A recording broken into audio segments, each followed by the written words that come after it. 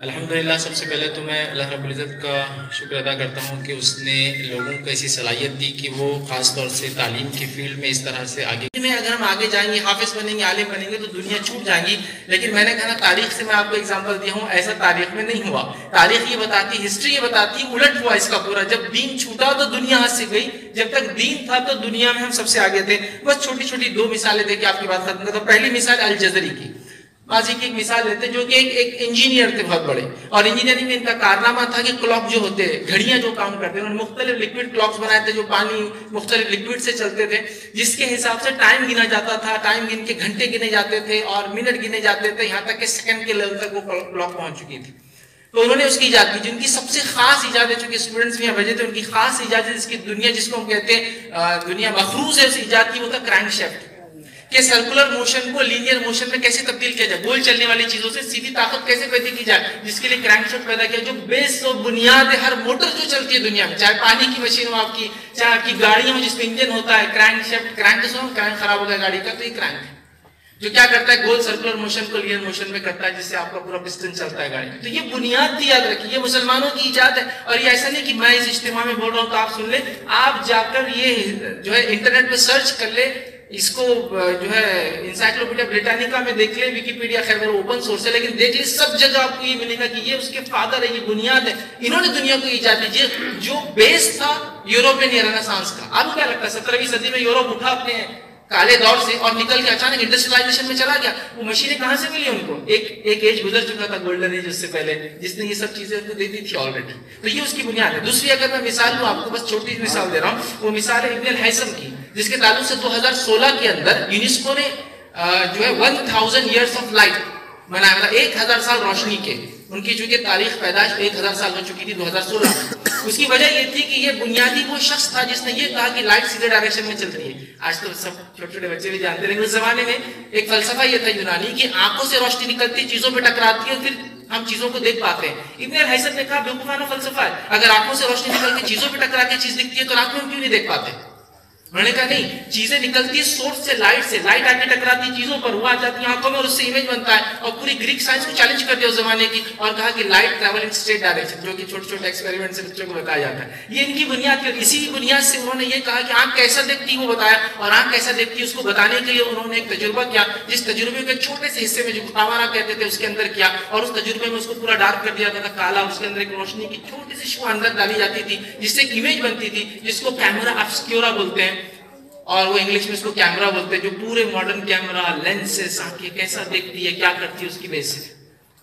Shutter ہوتا ہے، اندر اندھیرا ہوتا ہے، شٹر کھلتا ہے، امیج اندر جاتی ہے اور کیپچر ہو جاتی ہے. یہ بنیاد ہے. یہ مسلمان سائنسداں تھے، اور یونیسکو نے ان کی 1000 سال پیدائش کی منائی. کیوں منایا؟ کہا کہ لائٹ ملے نہیں ہوتا 1000 سال روشنی کے. یہ اگر نہ ہوتا آدمی تو شاید ہم سمجھ نہیں پاتے آنکھ کیسا دکھتی ہے، روشنی کیسے چلتی ہے. نہیں تعجب کی بات ہے. آخری مثال بنو موسیٰ کی دوں گا. موسیٰ برادرز بول کے، چونکہ سائنس ٹیکنالوجی کا دور ہے، روبوٹکس کا بڑا ہوا ہے. موسیٰ برادرز نامی جو ہے بھائی تھے، 3-4 بھائی تھے، یہ ایک ہی والد کی اولاد تھے.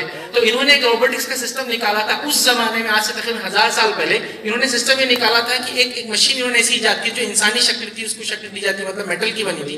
اس میں پانی ہوتا تھا، ایک مخصوص اس میں سکہ اس میں ڈالا جاتا. جب سکہ ڈالا جاتا تو پیڈل ہوتا، وہ گرتا اور اس کے ہاتھ میں سے پانی نکلنا شروع ہوتا، جس کو ہم کہیں گے روبوٹکس کی ایجاد تھی کہ آٹومیٹکلی کوئی چیز ہو. جیسے آج پانی کی مشین ہوتی ہے، آپ پیسہ ڈالتے اور پانی نکلتا ہے. تو انہوں نے سسٹم بنایا، تو روبوٹکس کی بنیاد انہوں نے رکھی. اور یہ میں نہیں کہہ رہا ہوں، یہ آپ کو سائنٹیفک کمیونٹی میں یہ بات ملے گی کہ ہاں یہ موسیٰ برادر جو ہے روبوٹکس کے بانی ہیں. انہوں نے شروعات کی تھی کہ مشینیں خود کام کر سکتی بغیر انسانوں کے.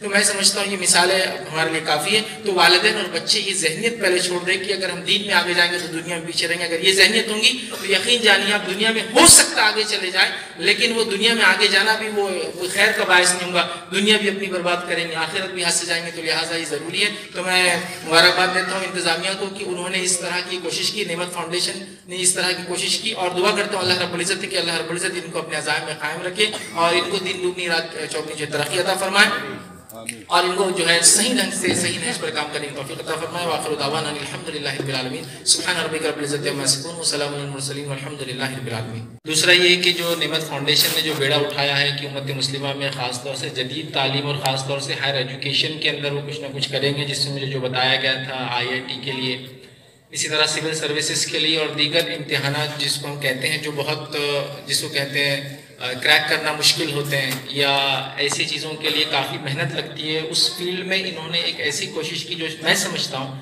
اس شہر کے لیے نئی بھی ہے اور پہلی کوشش بھی یاد رکھی۔ ٹوٹی پھوٹی کوششیں اس طرح کی پہلے ہوتی رہی یاد رکھیے، لیکن کنٹینیوس وہ چل نہیں سکی، تو یہ بڑی اہم چیز ہے اور اللہ سے میں دعا کرتا ہوں کہ اللہ تعالیٰ ان کے کوششوں میں برکت دے اور ان سے یہ کام لے۔ اسی طرح ایک اہم نقطے کی طرف میں اشارہ کروں گا، چونکہ یہاں سارے لوگ ایجوکیشن سے ریلیٹڈ ہے یا کم از کم اپنے بچوں کو پڑھانا چاہتے ہیں اور ایجوکیشن میں کچھ نہ کچھ کرنا چاہتے ہیں۔ ایجوکیشن میں جس کو کہتے ہیں ایجوکیٹڈ اور لٹریٹ کے اندر بہت بڑا ڈفرینس ہوتا ہے یاد رکھیے، تو ہم کہیں نہ کہیں وہ سمجھے کہ اپنے بچوں کو ہم تعلیم یافتہ بنائیں، سند یافتہ اصل نہیں یاد رکھیے، ورنہ ہمارے بچے دنیا میں بڑی بڑی ڈگریاں لے کے گھوم رہے ہیں لیکن اخلاق دیکھے تو ان کے پاس اخلاق نہیں ہے، بوڑھے والدین کو وہ چھوڑ چکے ہیں، پتہ نہیں ماں باپ انتظار کر رہے ہیں کہ وہ کب آئیں گے، اور یہاں ان کے پروفیشن کے اندر جو وہ کارگزاریاں دے رہے ہیں خبریں آپ کے سامنے آ رہی ہے، تو پتہ چلا وہ لٹریٹ تو ہے لیکن ایجوکیٹڈ ابھی بھی نہیں ہوئے، بیسک ان کو نہیں پتا ہے۔ جیسا ایک سگنل کھلا ہے تو پتہ چلتا ہے کہ رکنا چاہیے، مطلب گرین ہے اور ریڈ ہے تو پتہ چلتا ہے رکنا چاہیے۔ تو ایک لٹریٹ انسان وہ ہوتا ہے جو پولیس کو دیکھ کے رک جاتا ہے، پولیس نہ رہی تو بھاگ جاتا ہے۔ ایک ایجوکیٹڈ انسان وہ ہوتا ہے جو پولیس ہو بھی یا نہ بھی ہو تو رکتا ہے، اسے پتا ہے کہ اس سے مشکل پیدا ہوں گی، ایکسیڈنٹس ہو سکتے ہیں۔ تو یہ بہت بڑا ڈفرنس ہے یاد رکھیے، تو ہم لوگ سمجھ نہیں پاتے اور ہم سمجھتے ہیں اور جو ہو رہا ہے، اور لٹریٹ انسان تو ہو جاتا ہے، ایجوکیٹڈ نہیں ہوتا، اس لیے کہ دین کہیں نہ کہیں مورل ویلیوز وہاں سے غائب کر دیے جاتے ہیں، اور ہم سمجھتے ہیں پروفیشنلزم یہ ہے کہ دین کو چھوڑ دینا، گھر سے جب نکلوں تو دین کو تالے میں ڈال دینا اور باہر نکلوں تو میں ایک پروفیشنل ہوں، جب گھر جاؤں گا تو پھر دیندار ہو جاؤں گا، نماز روزہ وہاں کرتا رہوں گا۔ تو یہ ٹینڈنسی، یہ مینٹالٹی کو ہم کو ختم کرنا چاہیے۔ اسی طرح دنیاوی ایجوکیشن کی بے حد ضرورت ہے، ہم سب جانتے ہیں، لیکن اس کے ساتھ دینی ایجوکیشن کا ہونا یہ سخت ضرورت ہے یاد رکھیے، ورنہ کیا نتیجے ہوتے ہیں آپ لوگ دیکھ رہے ہیں، بریجز بن رہے ہیں، سب کچھ ڈالنے کے بعد بھی کولیپس ہو جاتے ہیں، لوگ میڈیکل کے فیلڈ کے اندر دواؤں میں جو ہے مکس کر رہے ہیں، پیشنٹ کے ساتھ کیا ہو رہا ہے، آرگن سیل کا بازار بھرا ہوا ہے، برین ڈیڈ ہو جائے تو ایسا لگتا ہے کہ اس میں شہد کی مکھیاں ٹوٹ پڑ جاتی ہے، اس لیے ہر کسی کو کچھ نہ کچھ بیچنا ہے، حالانکہ یہ چیز بیچی نہیں جا سکتی، لیکن سب کچھ ہو رہا ہے کہ بازار چل رہا ہے۔ وجہ کیا ہے اس کی؟ بچوں کو ختم کیا جا رہا ہے پیدا ہونے سے پہلے۔ یہ وجہ یہ ہے کہ لوگوں نے علم کی اہمیت نہیں سمجھی، اس کے پیچھے مورل ویلیوز، ریلیجن کے اسپیشل اسلامک ویلیوز غائب تھے، مسلم نان مسلم سب اس کے اندر کود پڑے یاد رکھیں، اور سب ایک جیسا ورک کر رہے ہیں، یہ بڑی تعجب کی بات ہے۔ ایک غلط فہمی مسلمانوں کو یہ ہوتی ہے، جب بھی تعلیم کی بات ہوتی ہے تو تعلیم لینا ہے تو ہمیں دین کو چھوڑنا ہوگا، کہیں نہ کہیں ایک تصور آتا ہے، ایسی ایک سوچ ڈیولپ ہوتی ہے۔ آئیے میں سوچ کو پاس سے ہسٹری کے کچھ ایگزامپلس لے کے آپ کو بتانا چاہتا ہوں، ایسا نہیں ہے، اس لیے کہ ہم سے پہلے لوگ تھے، تو اگر ہمارا ماضی ہم دیکھ لے تو ہم سمجھ سکتے ہیں کہ آج جو ہم نے یہ سوچ بنائی ہے کہ دین کو پیچھے چھوڑنے سے ہم دنیا میں آگے بڑھیں گے، یہ سوچ کٹ جائیں گے یاد رکھیں۔ آئیے میں مثال دیتا ہوں ہارون رشید کے دور کی، بیت الحکمہ کی، ہاؤس آف وزڈم، آپ جائیے نیٹ کے اوپر ہاؤس آف وزڈم بغداد ڈال لیجیے یا ہاؤس آف وزڈم ڈالے تو سب سے پہلے سرچ میں یہ آئے گا۔ بغداد کے اندر ہارون رشید جو عباسی خلیفہ تھا، اس نے ایک زبردست جو ہے ایک سسٹم جاری کیا تھا، ایک لائبریری بنائی گئی تھی اور دنیا بھر سے لوگ آتے ہیں، جس میں سنسکرت کے جاننے والے، جس کے اندر فارسی کے جاننے والے، جس کے اندر عربک کے جاننے والے اور دیگر علوم اور زبانیں جو جو اس کی سلطنت میں لوگ رہتے تھے وہ سب جمع تھے، اور علم کو لایا گیا، علم کو جمع کیا گیا، علم کو ٹرانسلیٹ کیا گیا اور اس کو پھر عربی اور دیگر مختلف زبانوں میں دیا گیا، اور اس کے بعد یہی علم نکل کر مسلمانوں سے یورپ کے اندر پہنچا، جس کی مخروج جس کو ہم کہیں گے، یہ یونیورسٹی جس کو ہم کیمبرج اور آکسفورڈ کہتے ہیں، اس کی تاریخ اگر آپ پڑھ لیں تو اسپین میں ایک شہر تھا ٹولیڈو، وہاں جو زبانوں میں عربی زبان کی کتابوں کو پہلی بار لیٹن میں ترجمہ کیا گیا، وہ بیسس بنی یونیورسٹی کی بنیادوں کی یاد رکھی۔ تو یہ سوچ ذہن سے نکال دیجئے کہ ہم دین میں اگر آگے جائیں گے تو دنیا چھوٹ جائیں گی، یہ ہو ہی نہیں سکتا، چونکہ ہمارا پاسٹ، ہماری ہسٹری بتا رہی ہے ایسا نہیں ہوا پہلے۔ دوسری اگر میں مثال دوں ہاؤس آف وزڈم کے علاوہ تو نظامیہ اسکولنگ کا جو سسٹم ہے، اس کے پیچھے بھی سلجوق سلطنت کا ایک وزیر ہوا کرتے جن کا نام نظام الملک تھا، جن کا نام شاید ابو علی حسن توسی جن کو کہا جاتا ہے۔ تو انہوں نے ایک سسٹم کیا تھا سلجوق سلطنت کے اندر، تاکہ حکومت اچھی رہے، لوگ علم اور تعلیم کو حاصل کرے، ایک سسٹم بنایا تھا اسکولنگ کا، جو پورا سسٹم یورپ نے اڈاپٹ کیا، اور نظامیہ جو آج ہمارے پاس مختلف جگہ چلتے ہیں وہ اسی سے آیا ہوا، نظام الملک کے نام سے انہوں نے خود اپنے لیول پر اس کا ایک انہوں نے درس بنایا تھا، ایک سسٹم بنایا تھا اسکولنگ کا، جو وہاں سے نکل کر یورپ میں گیا، اور یہ بات تاریخ گواہی دے رہی ہے اور دنیا مانتی ہے ایسے ہی ہوا۔ یورپ میں اس سے پہلے ایجوکیشن کا اسکولنگ سسٹم نہیں تھا، یہ نظامیہ تھا، نظام الملک کی ایجاد تھی، جو سلجوقی سلطنت جو کہ کافی واسٹ ایریا میں تھی، افغانستان سے لے کر تو اس زمانے میں جو ہے شام تک تھی یاد رکھیے، تو وہاں ایک سسٹم تھا۔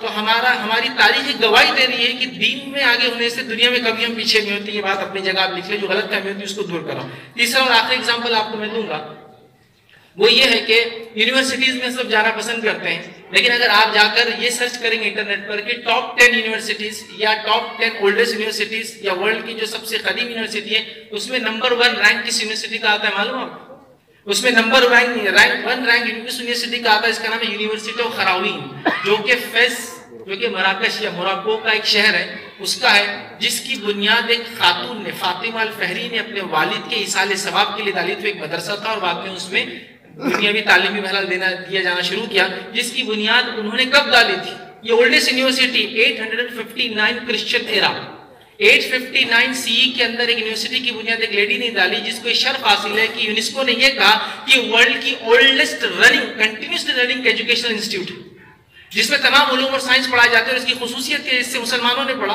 اس کی خصوصیت ہے، اس سے یہودیوں نے پڑھا، اس کی خصوصیت ہے، اس سے عیسائیوں نے پڑھا، بلکہ عیسائی چرچ، کیتھولک چرچ کے 2 پوپس یہاں سے تعلیم یافتہ تھے۔ تو آپ دیکھیے، یہ ہسٹری تو یہ گواہی دے رہی ہے، جس کو اگر آج ہم حساب کریں تو 1160 سال پرانی یونیورسٹی ہوتی ہے۔ تو تاریخ یہ گواہی دے رہی ہے کہ دین میں آگے رہنے سے دنیا میں پیچھے آپ نہیں ہوتے، لیکن جو ہماری مینٹالٹی وہ یہ ہے کہ، بلکہ میں نے تو یہاں تک دیکھا، بچوں کا اگر انجینئرنگ میں نمبر لگ جائے، میڈیکل میں لگ جائے، تو پیرنٹس نے، میں نے یہاں تک دیکھا، وہ قرآن کے ترجمے تک ان سے لے لیے، بولے پڑھنا ہے نا تو خود بھی واپس دے دو، گھر پہ لکھ چل جاتے۔ اور میں نے لٹرلی ایک ایجوکیشن انسٹیٹیوٹ میں دیکھا، وہاں یہ ہوا کہ وہاں جب میں گیا اور وہاں میں نے دیکھا گرلز ہاسٹل تھا، تو وہاں ایک والد اپنی بیٹی سے کہہ رہا تھا کہ اب وہ آپ قرآن دے دیجئے واپس، لے کے اب آپ MBBS میں آ گئے، تب آپ یہ نہیں پڑھ سکتے ورنہ آپ پیچھے ہو جائیں گے اس کے۔